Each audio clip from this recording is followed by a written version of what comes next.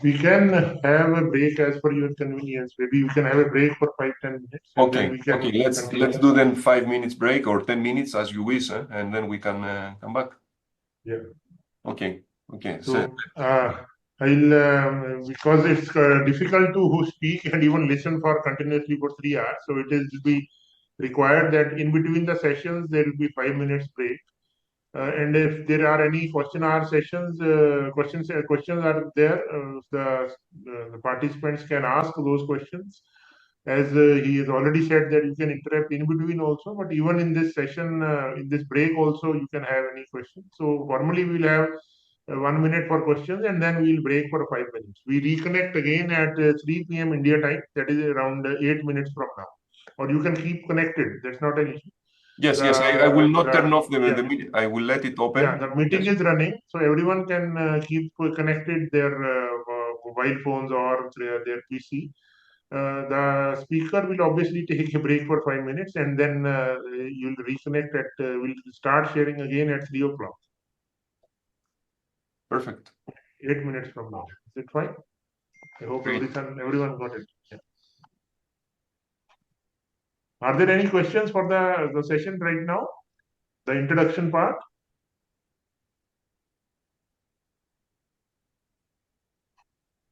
So it's on recording. Okay, and now I share again.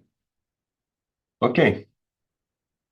So we discussed until now. We did an introduction on fatigue in general. How does it affect humans, materials, and we've seen also the preliminary failures in fatigue, and that initiated actually the curiosity of people starting discussing about fatigue. And during this lecture, I will talk about fatigue of materials. So I'll talk about the history of fatigue in materials. So we'll go back 200 years ago to see why and how people started discussing and implementing fatigue in mechanical analysis. So if we see how everything started, we can go back to, actually it's more or less 200 years ago, when this German mine engineer named Albert realized that metallic conveyor chains were failing in the mines, even without being overloaded. So this person, the same person, published the first article on fatigue in 1837, establishing a correlation between the applied loads and the durability, so the lifetime of these structural components. However, he didn't talk about fatigue. He said that if we have continuous loading, after some time, materials will fail. What is also interesting to see with all these engineers that were working at the time is that they were not only working on a specific topic. For example, Albert was the person that invented also the rope as we know it today, the rope with multiple strands to be more robust than the ropes that the hemp ropes that they had at that time. So the first document that we read the term fatigue in a written document has been released by a French, actually professor in the military school at Metz, and also an engineer, Jean-Victor Poncelet. He was a mathematician and mechanical engineer, and he wrote a book, in Introduction à la mécanique industrielle physique ou expérimentale. So actually it's Introduction of Mechanical, Industrial Physics and Experimental. And he mentioned, actually exactly repeating, if you want, the experiment of Newton. If you have a spring and you push and pull, after several times, the spring will fail. You can do the same experience. Probably you've seen this, and it's very famous experience in all the classes. If you have I'm just searching here for a paper clip.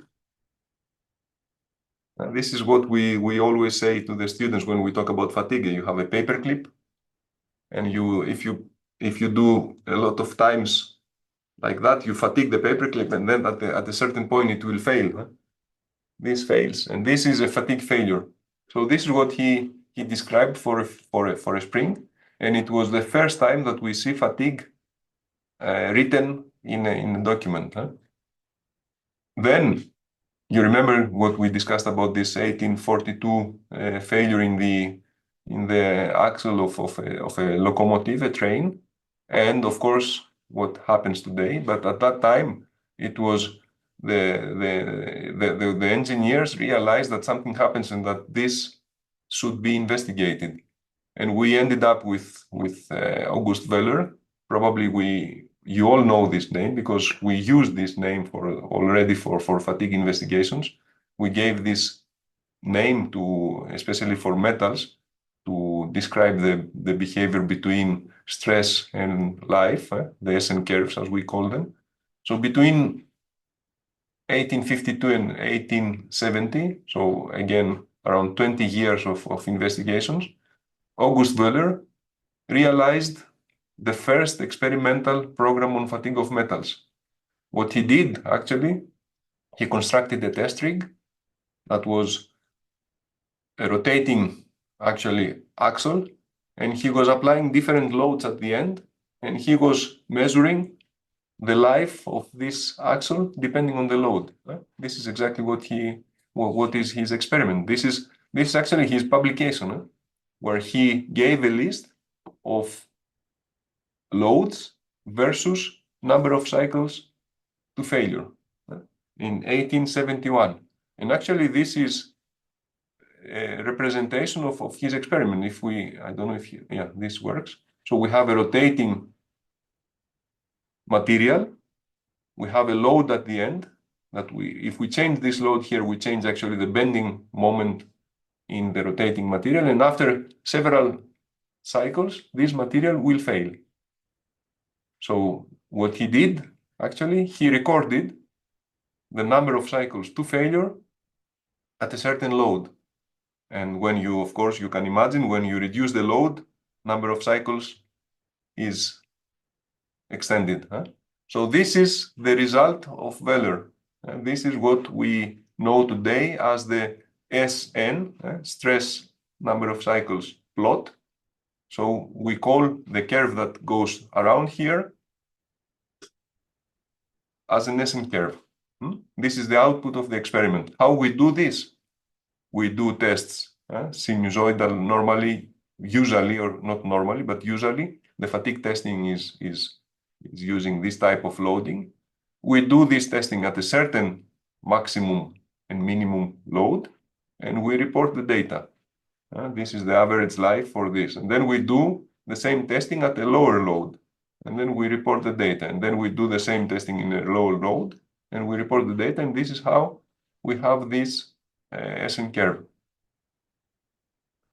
The question is this a curve? What do you think? So is this the SN curve? I think SN curve will have a horizontal plateau. It should usually have a horizontal plateau after certain load. The failure will not happen on whatever. So you mean if I get this, you mean for you the curve should have a plateau here? Yeah. Some materials have that kind of plateau. Like this, that the curve. Yeah. Huh? Do we agree on that? What does this plateau signify? If the load is below that, then whatever may be the number of cycles, the material will not fail. Okay, so I suppose you work with metals, no? Yeah, with metals, yeah. Yes, okay. This is exactly you're correct. The SN curve for metals shows this behavior. And we have a kind of limit here. We call it the fatigue threshold. Or if you go below this limit, if you load below this limit, you assume that there is no damage in the material, so that the material here can live forever. As you mentioned, there is a plateau. In composites, let me clean this, clean all drawings. In composites, we do not see this plateau. We have actually a curve which is asymptotically going to zero. And the idea there is that in composites, we assume that the material assumes damage even at lower stresses. And we will see all this later on anyway. So here, again, we have this behavior, coming back to the discussion. We have data, but it's not yet a curve. Huh? Here we discuss data on a plot. So the curve came later when we had Basquin. It was, again, an engineer in 1910 that suggested to use a power law equation to fit, actually, this is a linear regression fitting the data. If you see this is a power law, it is a curve in this plot, the linear plot. If you plot in the logarithmic of stress over logarithmic of number of cycles, what we see here on the bottom, then it becomes a straight line. So Basquin, it was the first that introduced this SN curve in 1910 as a relationship that can fit well experimental results. And the funny thing is that we are still using the same formulation today. We know today that mostly fatigue data of composite materials, but also other types of materials, follow this logarithmic relationship.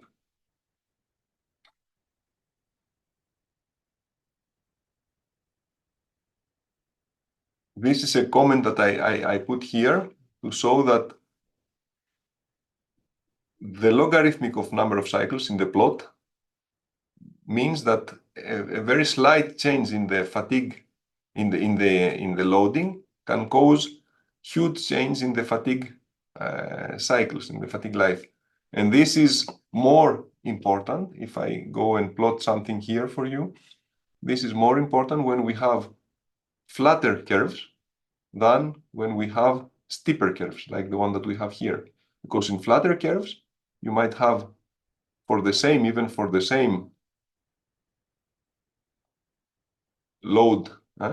same load, you might have two different values of cycles. And if you go and see, oops, my drawing skills are not very good, but if you go and see the difference in the loading time, here we talk about 30,000 cycles, and here we talk about more or less, it's 3,000 cycles, and here we talk about more or less 10,000 cycles, which means 3-4 times more for only assuming the scatter in between fatigue data. And we'll discuss about the scatter later on. Huh?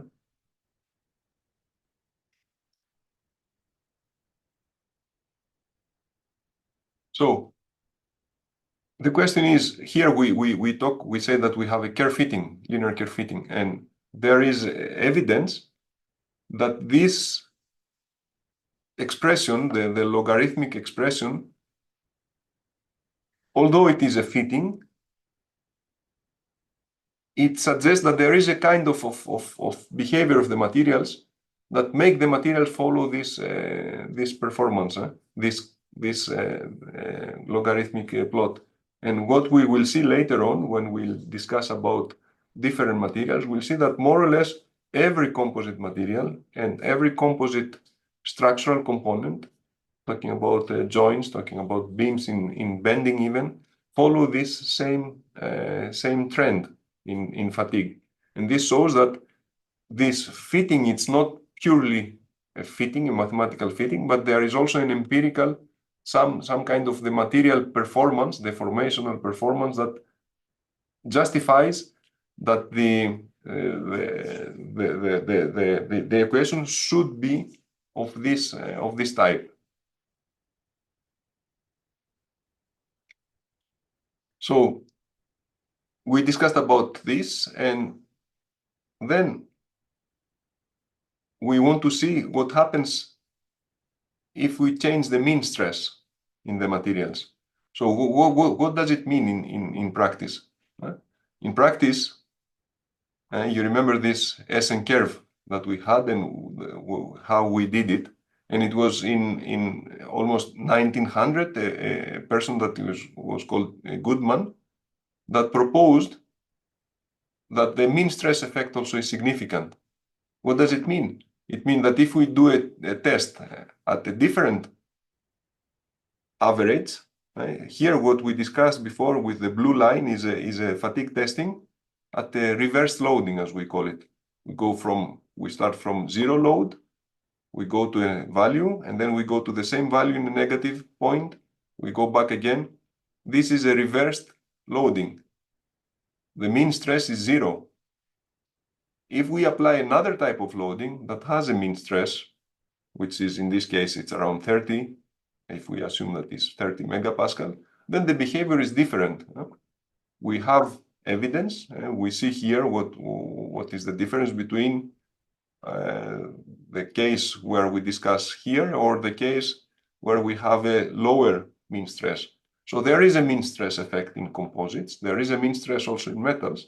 There was this Goodman that suggested this straight line and an equation that you can see here, giving exactly the relevance for this mean stress effect.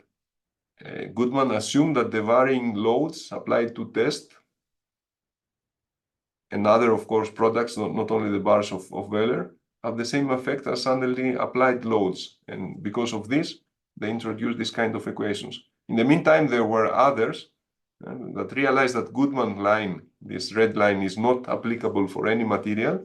And they suggested other types of equations to give different representations in this diagram, like the Sonderberg curve that assumed that the failure happens when we have yield stress instead of the strength of the material, or the Gerber line that assumed that the relation is not linear and it's a parabolic curve. We will see later on in composites that the Goodman diagram is not applicable, it does not work, and most of the composite materials follow mostly a Gerber line, Gerber-like equation. So here we have already introduced the R ratio. When I discussed here about the mean stress effect, we introduced this R ratio, which is the ratio between the minimum stress applied to the material over the maximum stress. That's why I discussed about this reverse loading, where the R ratio is -1. We go from -50 to 50 megapascal. We have the R ratio of 0.1 when we go from for example, 5 to 50 megapascal. We have a ratio of 0.5 when we go from 25 to 50 megapascal, this gray line here. This is the definition that we will use later on in the discussions. I'm introducing these terms slide by slide to be easier later on to understand what we are talking about. So, and then what we've seen until now, it is what we call the constant amplitude loading. And the question is it realistic? In reality, when we see structures, do we see this kind of loading, or is there any other type of loading that is most commonly seen? And the response probably it is easy. To my understanding, it depends on the operational conditions. There are structures that are loaded under constant loads, so constant amplitude loads. But there are other structures that are loaded under what we see here on the bottom, variable amplitude loading. Or this spectrum here that you see, load over time, we call it a variable amplitude spectrum because, of course, it has variable amplitudes. Or we call it an irregular spectrum because it is irregular. Or we call it a random spectrum because sometimes it is also random. We don't know what we expect to see in the next cycles. And these are loading spectra that are measured from structures by putting strain gauges on the structures during operation. So we can collect this data and we can investigate the performance of the material under this loading spectrum, this irregular loading spectrum. We will see how we can do it later on. But this is actually if you like, it's the majority of structures are loaded under this kind of spectra. So to investigate this block and variable amplitude loading, we have several input from people. In 1925, we have Palmgren that develop a linear. It's similar to the idea of Goodman. There is a linear relationship between the damage that links the damage. If you want, I can come back here.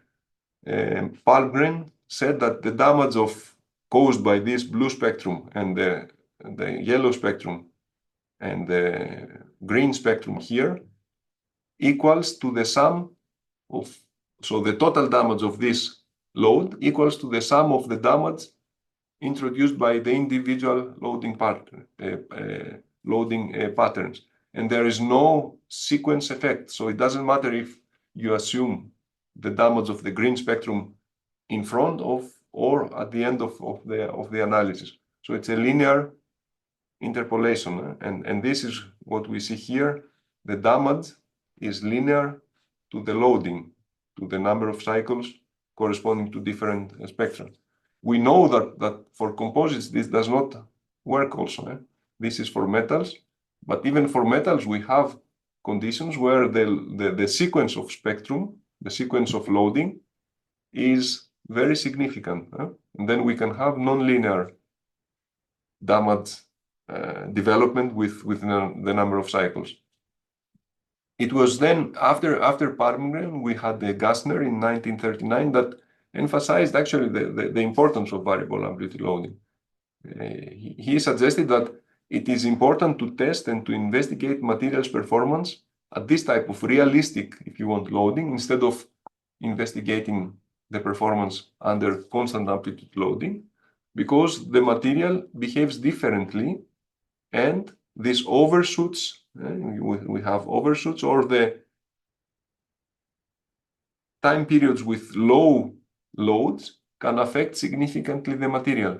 However, although he suggested and he tried to do some tests, they didn't manage to do a lot of variable amplitude testing before the 1950s or 1960s, where we had the development the introduction, if you want, of the closed loop electro-hydraulic systems, those systems that we are using today. Before, it was not easy to control variable amplitude loading in materials. And then we have in 1945 Miner. You see the Miner's rule is exactly the rule that has been introduced by Palmgren. But today everybody talks about Miner's rule, probably because the name is easier to spell. Nobody knows the reason. But the idea again of Miner is that the damage of these three spectra is exactly the sum of the damage of the individual spectrum, of each individual spectrum in the loading pattern. And it doesn't matter if you assume the different spectra in different sequence. So for them, for the linear rule, is the damage is propagating in this straight line. In reality, we've seen that depending on the material, depending on the loading, we can have either switch from the how can we call it, the retarded initial damage to the line that corresponds to the precipitated, if you like, to the faster initial damage line, depending on the loading sequence. We have this. You will see these investigations if you want to search. There are a lot of investigations on the loading sequence effect, and they investigate a lot of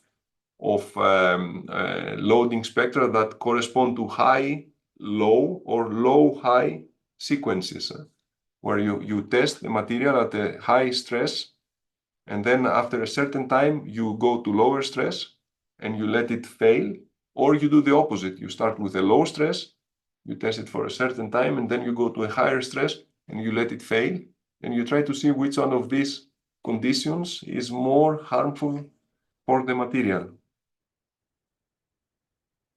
Then to end up with this variable amplitude loading, I imagine this is a variable amplitude loading, and we actually do not know how to analyze this. And it was in 1968 where we had this seminal work from Matsui, Si, and Endo, two Japanese scientists, that introduced actually what we call today the rainflow counting method. And they call it the rainflow counting method because actually it simulates or simplifies the fall of a raindrop in a pagoda building. Imagine that a raindrop comes to this point, then it goes down like that, and then it falls to the next, and then it goes down like that and falls to the next, and so on. So for them, this is a cycle. So in this case here, if we start going like that, if a drop goes like that here, it goes there, and then it drops. And so this corresponds to a cycle. So this part here is a cycle with this amplitude and this mean value. So this is how they counted the cycles.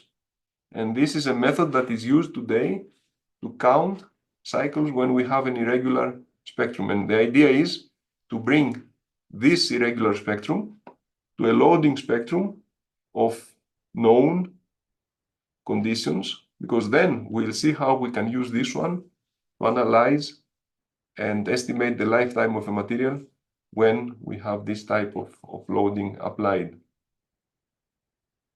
The problem with this method is of course that we lose the sequence of cycles. Imagine that here what we do, we summarize all the cycles of the same amplitude and mean stress, even if these cycles come from different parts of the spectrum. So we lose the sequence of cycles, but this is actually what we assume that it is okay, because we follow a linear damage accumulation rule in this sense.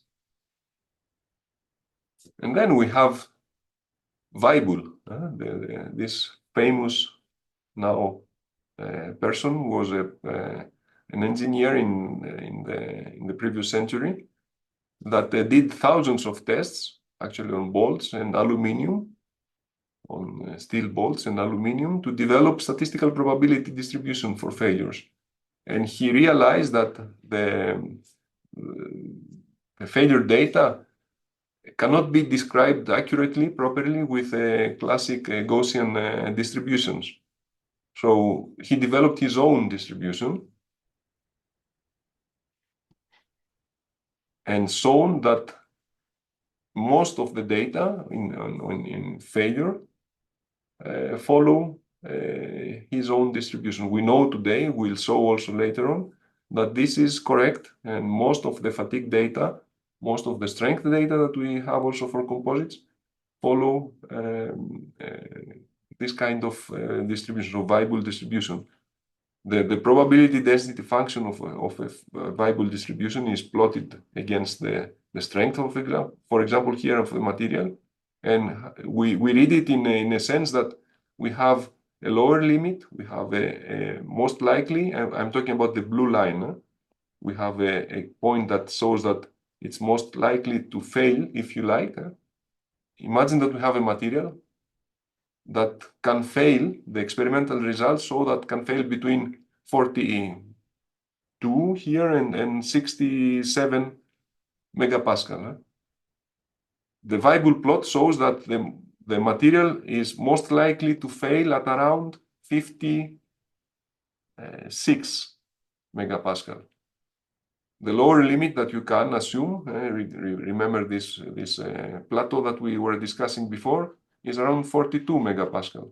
And the maximum that you can assume for this material is around 62, 63. We call it value at risk, because this is reaching the 95% capacity of the material.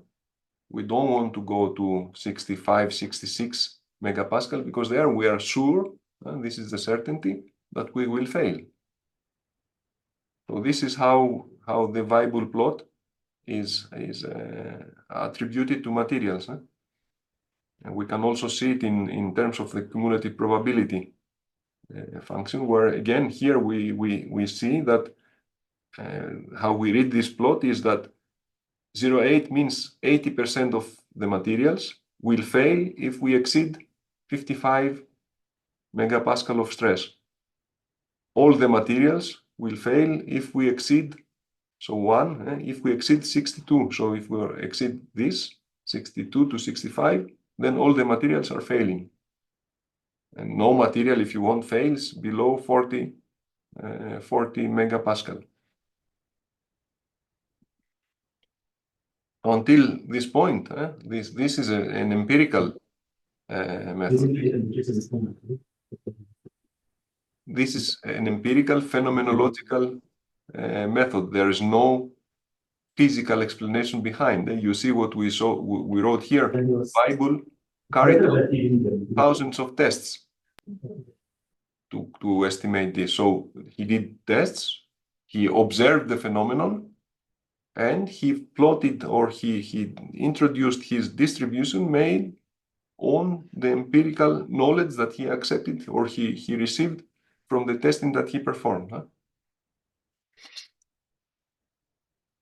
Oops. So most of the investigations, of course, are empirical, are based on empirical experience. And there are also some investigations that are based on physical modeling, physical based as we call them, that we will discuss in the future also. Those methods that are based on physical or attributed to physical phenomena are those methods that are called fracture mechanics. And we have also fatigue and fracture mechanics. Fracture mechanics, for those that are used to that or a bit involved with this, started again 100 years ago, around 1920, with the first work from Griffith that published his theoretical calculations based on experiments again for brittle materials, so glass. And he introduced actually the Griffith's criterion, saying that the stress with the crack, the square root of crack is constant. And then he tried to introduce also the thermodynamic property, if you want, that was called the strain energy release rate to explain this behavior. And this is the introduction of the equations or the nomenclature that we use even today for the analysis of materials going from metals to composites, for this G, the strain energy release rate. Later on, Irving introduced the concept of the stress intensity factor because he realized that the fracture mechanics relationships or the fracture mechanics implementation of Griffith was only related to brittle materials. And Irving said or realized that most of the materials have also an elastic,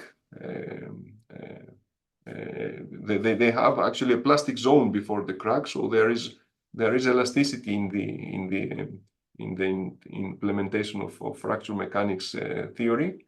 So he introduced this stress intensity factor. Actually, is related to the G that has been introduced by Griffiths by these equations. You see what is involved here is the stiffness of the material.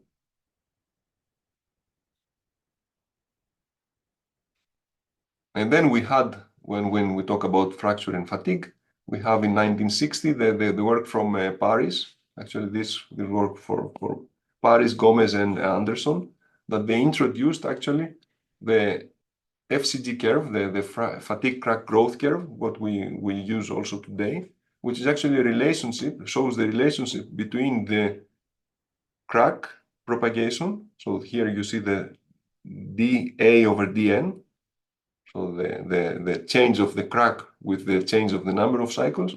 And here on the other side, you see the load. And here is the K, so the stress intensity factor that is related.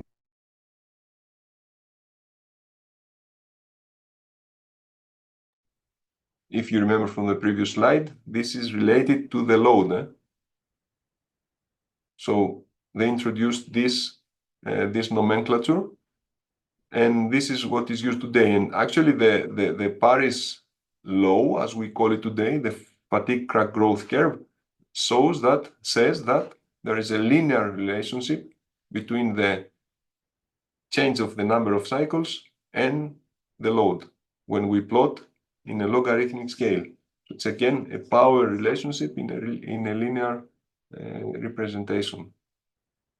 And again, there is the notation of the limit. There is a limit in the load where we can, so the limit in this, actually in this plot, it is in this case, the limit of the load, where we can assume that below this limit, there is no fatigue performance. So in this case, fatigue performance means there is no propagation of crack when we load below this limit. Then we've seen also a lot of implementation of this theoretical introduced concepts for fracture. We have the Professor Jaak, I've never managed to pronounce this name easily, Schijve, from the Delft University of Technology in the Netherlands, that emphasized to the variable amplitude fatigue crack growth. Because in aircraft, he was in the aerospace engineering, and in aircraft, they know that the loading is not continuous, there is not constant amplitude, and they've seen also with experience again that tensile overloads can cause crack retardation. You can imagine a bit that we are overloading and we are making the crack going slower. And this is exactly because of the plasticization that we create to the crack tip when we overload. And to propagate the crack in a plastic zone is more difficult than propagating the crack in a continuous manner. And later on, it was in 1970, this person, Elber, that demonstrated also the importance of the crack closure on fatigue crack growth. Because at that time, until that time, we were only investigating the opening of the crack, but in certain conditions, the crack closure can also affect significantly the crack growth. I will just give you an example of this, talking about composite materials. When we open a crack in composite materials, we have also in between, we create fiber bridging. Imagine a composite material with fibers. We open a crack, we have fiber bridging. When we close this crack, then we crush the fibers that are there. And this affects significantly the behavior of the material in the long term. So the introduction of fracture mechanics, you remember the number, the year where Griffith introduced his first fracture mechanics concept. It was 1920. And this has been possible because some years ago, in 1900, it was Ewing and Humphrey that used the optical microscope to study fracture mechanics, to study actually the development of cracks in materials. And this opened if you want, the doors for people to assume this physical-based phenomena, this damage development in the materials, and to correlate this to the macroscopical, if you want, performance of the materials. And then, of course, this initial implementation of optical microscope for for material investigation has been enhanced by the methods that we have starting from the 1950s with the scanning electron microscope, and the methods that we have today with the very, very detailed tomography. This is exactly the same. It's similar to the tomography that is used in medicine when we break our hand and we go to the doctor, we do a scan, and the doctor can see if our bones are fractured or if our ligaments are fractured and so on. So the same concepts are used for materials. And of course, the scanning electron microscope can go to very, very small details. And we have also methods for surface measurements like the DIC, the digital image correlation method that has been implemented lately. Lately means the last 15, 20 years, and now it's used widely by a lot of groups all around the world.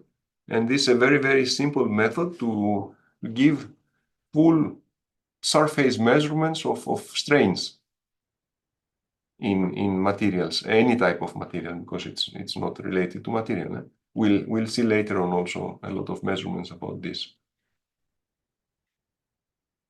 So we discussed before about digital tomography, and here I have some examples.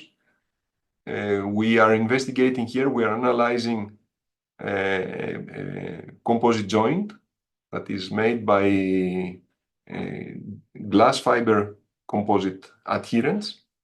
And in the middle, we have an epoxy adhesive. What you see here with the gray color is an epoxy adhesive. And the composite adherents are made by materials that are two types of fabrics. We have woven fabrics and we have also unidirectional fabrics. So the digital tomography can go and give us, and you see this is a scan of the material through the length. So what we see here, we see the crack down there. We see the adhesive layer, this gray stuff. We see also the porosity in the adhesive layer. You see here big voids, smaller voids along the material volume. And the same here is if we go from one side to the other. So here we see through the thickness. This second video is through the thickness. We go from the material to the adhesive, and then we go to the other. So this second one is this view, if we go this side.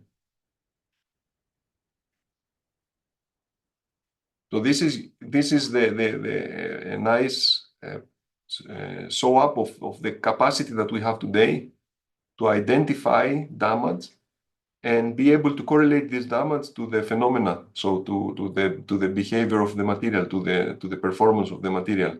And this can be damage that is produced by either by static loads or by fatigue loads.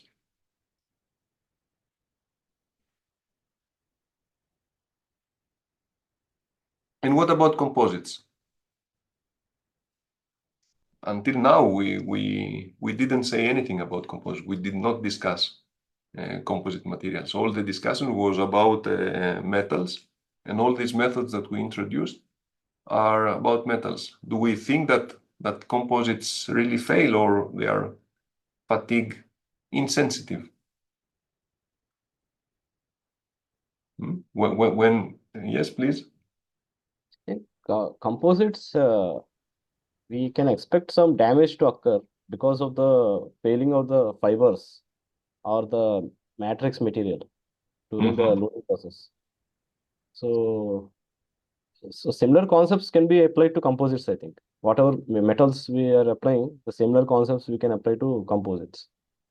Okay, I agree with this, but I brought this question mark here and this question because when composites have been introduced in 1950s, more or less, they were introduced as materials that they do not fail. And they were introduced as the materials that they are not fatigue sensitive. We'll talk about this later on. But actually what we know is that composite materials do fail. So composite materials do fail. They are not fatigue insensitive, although, as I said, there was a there were a lot of publications, a lot of discussion 50, 60 years ago, where we could see what I highlighted here. No fatigue failures were observed at stresses lower than 70% of the mean static strength of the specimens, which means that at that time, materials, especially carbon fiber reinforced polymers, were designed as fatigue resistant materials, fatigue insensitive. But the idea was that actually the carbon fiber materials had very flat SN curves. And that's why we could assume that it was a material that was not sensitive to failure when the load was lower than a certain limit. So if we draw back what we had before, we had SN curves that were like that. And this was around 70% of the material strength, so UTS of the material. And there you could go to millions of cycles, to life of 10 to the number of 7, for example, so 10 million cycles with this limit. This is related to the fatigue limit that we discussed before. And this behavior that was related, again, I'm insisting on that, on unidirectional carbon fiber composite materials, made people think or vision that composite materials will not fail. They are not sensitive to fatigue loading. Today, and especially with the introduction of so many other composite materials, and when I say so many other composite materials, I'm talking about other types of fibers. We have glass fibers, we have flax fibers taken from plants. We have a lot of different types of materials. And of course, we know that today we do not use composite materials in a unidirectional configuration. We don't make only unidirectional laminates, which is probably useful for aerospace applications, but in other types of applications, we try to homogenize a bit the material configurations by using multi-directional laminates. And in these cases, we know that fatigue is an issue for composites. And we have a lot of fatigue failures also in composite structures that need to be addressed. And hopefully, and we are quite lucky to realize today that the methods that we are introducing for metals or other types of materials are also applicable for composites. And this is what we will try to see together in the next hour, actually.